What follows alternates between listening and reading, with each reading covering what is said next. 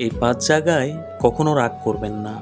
Number 1, সকালে ঘুম থেকে উঠে রাগ করবেন না, এতে আপনার সারাদিনের কাজ খারাপ যাবে।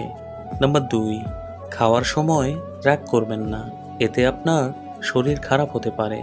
নাম্বার 3, ঘর থেকে বের হওয়ার সময় রাগ করবেন না, তাহলে কোনো কাজই ঠিকমতো হবে না। নাম্বার 4, বাইরে থেকে ঘরে ঢুকেই রাগ করবেন না, এতে ঘরের শান্তি ও সৌভাগ্য দূরে সরে যায়। নাম্বার 5, রাতে ঘুমানোর সময় রাগ করবেন না,